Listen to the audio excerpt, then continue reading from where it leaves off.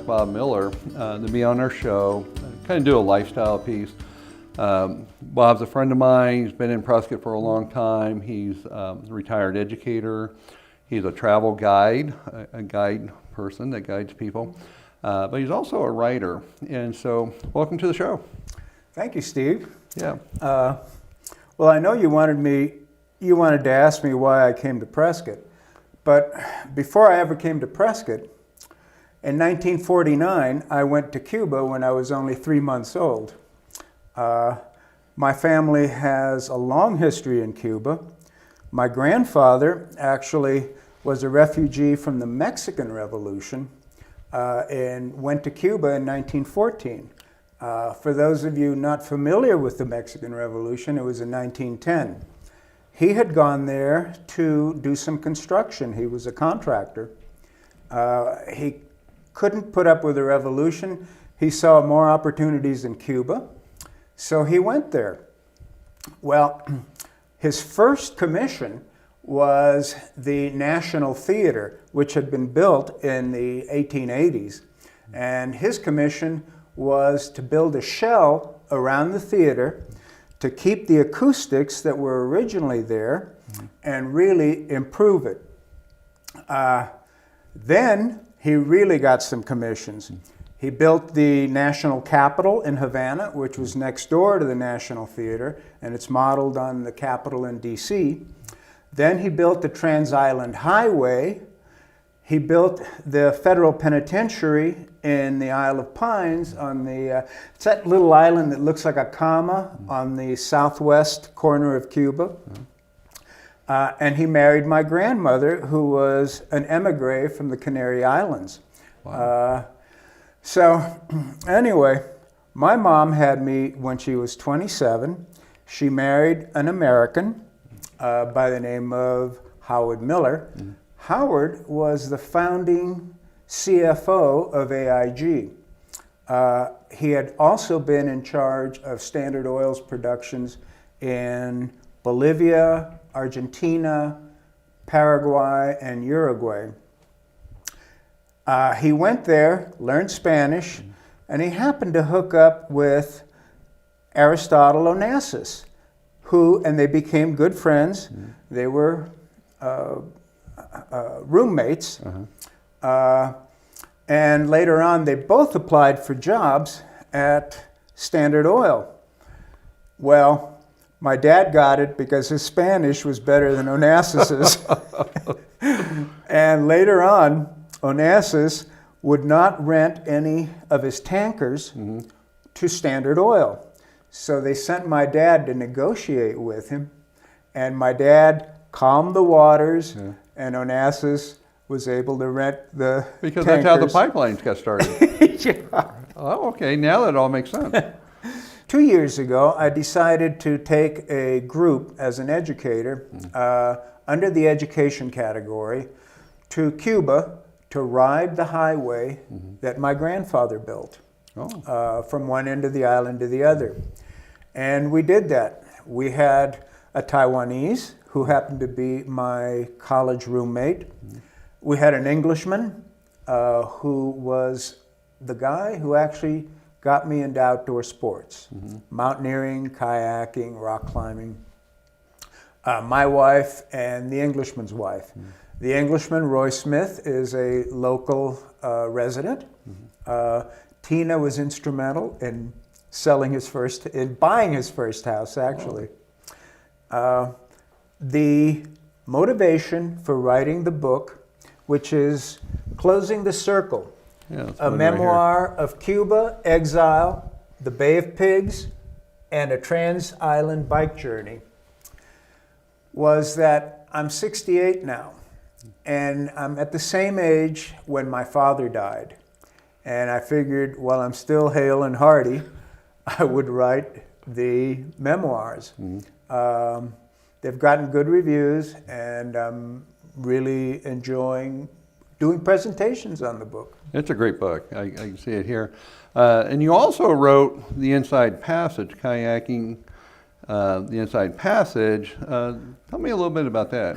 Well, in 1970, 73, I joined an expedition to climb what was then known as Mount McKinley, today Denali.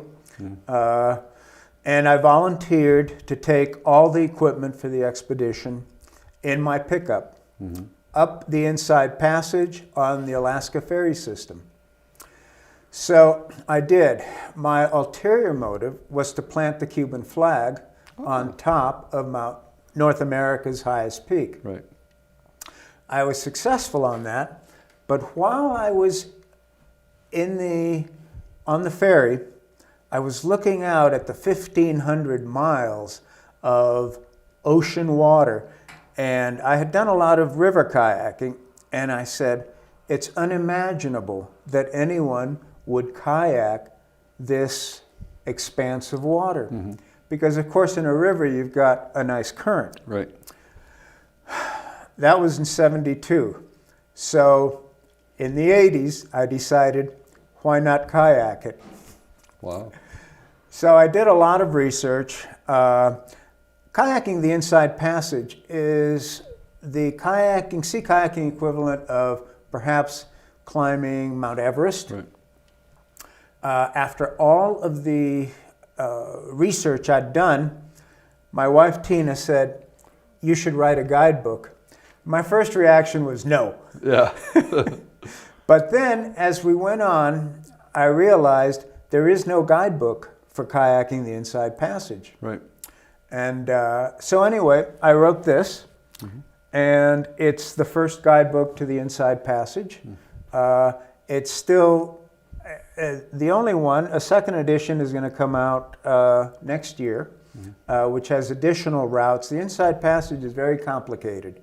And by the way, the Inside Passage is the route from approximately Olympia, Washington, to either Skagway or Muir Glacier in Glacier National Park up in Alaska.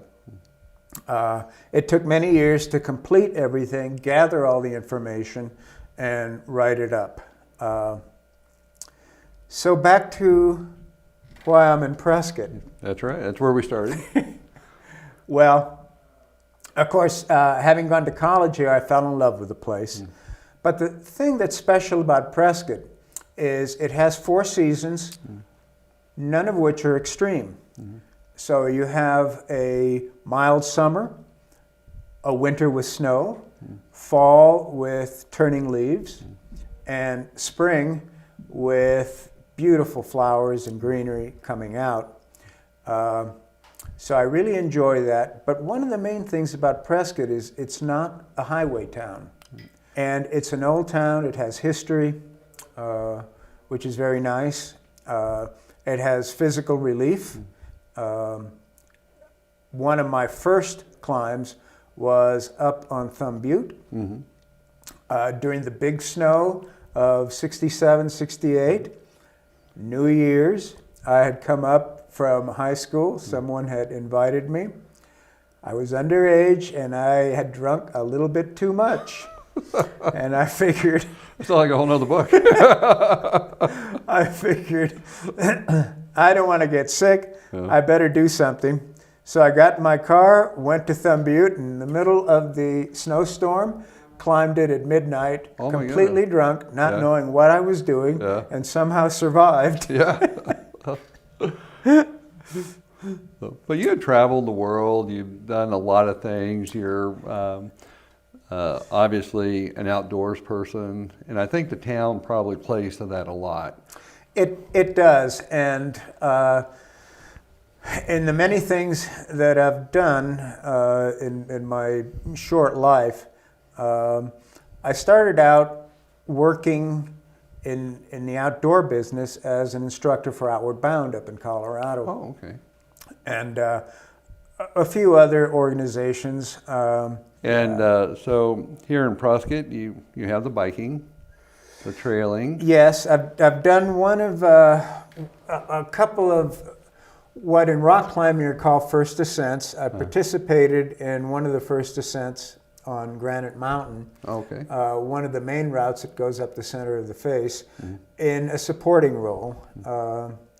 and of course there was that first ascent on Thumb Butte, and there was a famous rescue on Thumb Butte back in 71, or 1970 or 71, that I was involved in. Made the front page of the Courier, the entire front page, actually. I did not know that.